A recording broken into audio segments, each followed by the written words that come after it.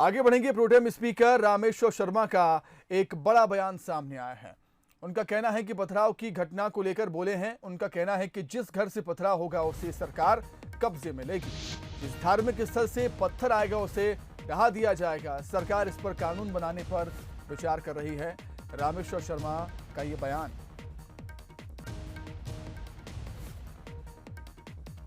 तो pro tem speaker Rameshwar Sharma ने एक बड़ा बयान दिया है।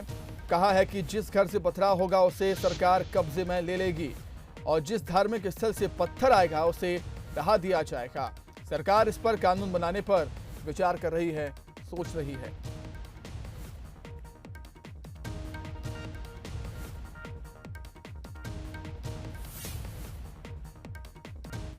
पर अगर पत्थर फेंकेगा, आदमी के सर से खून निकलेगा तो खून की कीमत पत्थरबाजों से चुकाई जाएगी।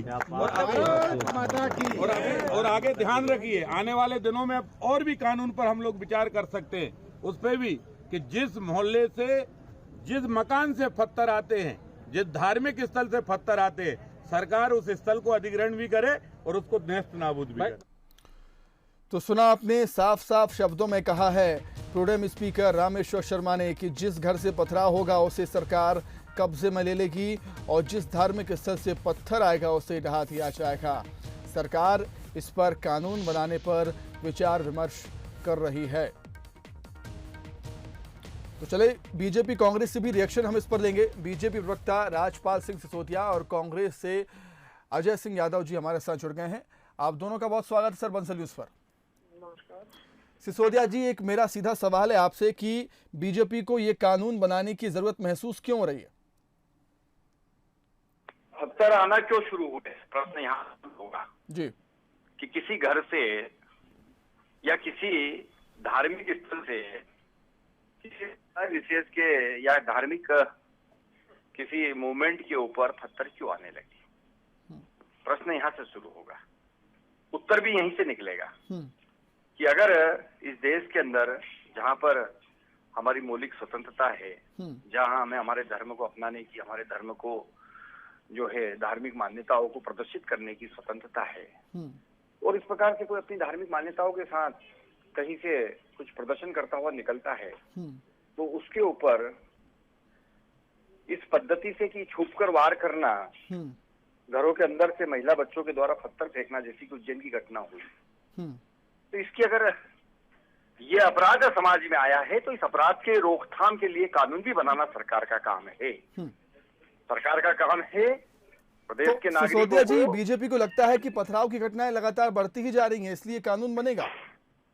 देखिए, कोई सा भी जब अपराध होता है तो उस अपराध की रोकथाम के लिए भारत की न्याय व्यवस्था में जो प्रणाली लागू है वो प्रणाली है दंडात्मक कार्रवाई करने की, कानून बनाने की, और ये काम सरकार का है, यह काम विधान पालिका का है, जिसे कार्यपालिका पालन करवाती है और न्यायपालिका उस पर दंड अधिरोपित करती है।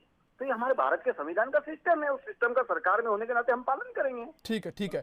अजय सिंह यादव जी, क्या कांग्रेस इसका समर्थन करेगी अगर ये कानून बनता है तो?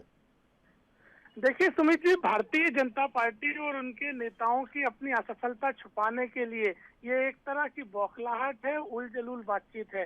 कानून में पहले से प्रावधान है असामाजिक तत्वों पे कार्रवाई की, किसी तरह के नए कानून की कोई आवश्यकता नहीं है। मध्य प्रदेश में सरकार आपकी, इंटेलिजेंस आपका, कानून व्यवस्था आपकी असफलता है। कानून व्यवस्था क्यों मेंटेन नहीं कर पाए, इंटेलिजेंस क्यों पता नहीं लगा पाया इस तरह के उपद्रव का, अपनी असफलता को छुपाने के लिए इस तरह की बातचीत कर रहे हैं। हमने सबने देखा है किस तरह से एंटी माफिया कार्रवाई हुई, बड़े बड़े माफियाओं के घर किस तरह से जमीन दोस्त किए गए। उस समय तो नए कानून की आवश्यकता नहीं पड़ी, फिर ये कानून की आवश्यकता क्यों पड़ रही है?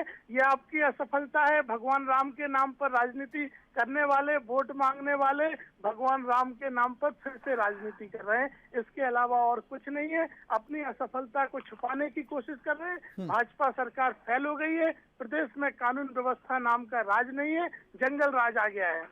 सिसोदिया जी, आपको नहीं लगता, मानते हैं पथराव की घटना संवेदनशील है, लेकिन ऐसी कई घटनाएं हैं जो काफी संवेदनशील होती हैं, जैसे बलात्कार की घटना हो, रेप की घटना हो, इस पर और कानून सख्त होना चाहिए, ना कि ऐसे कानून बनाए जाए? इस मध्य प्रदेश के अंदर रेपिस्ट को फांसी देने का प्रावधान अगर करने का काम किया, इसी भारतीय जनता पार्टी की सरकार ने किया। हमने कानून में बदलाव किए। पुराने समय से जो पुराने कानून बने हुए हैं, उन कानूनों में अगर संशोधन की आवश्यकता है तो सरकार का काम है संशोधन करना, वो हम कर रहे हैं। आप देखेंगे कि पिछले दिनों हमने इस कानून के अलावा कई सारे आरबीसी के प्रावधानों में परिवर्तन करा, कई सारे और वे कानून जो अंग्रेजों के जमाने के बने हुए हैं, जो आज समसामयिक नहीं रहे हैं, आज जो है वो ओल्ड हो गए हैं, उनको समय के हिसाब से जिस प्रकार से क्राइम, अब आप देखेंगे नए क्राइम्स बढ़ने लगे, आईटी क्राइम्स बढ़ने लगे, ऑनलाइन क्राइम्स होने लगे, तो क्या उसके लिए कानून सरकार नहीं बनाएगी? बनाएगी। आज घरों के अंदर से पत्थर आने लगे, धार्मिक उन्माद फैलाने की घटनाएं बढ़ने लगी, तो सख्त कार्रवाई का जो प्रावधान हो जाएगा।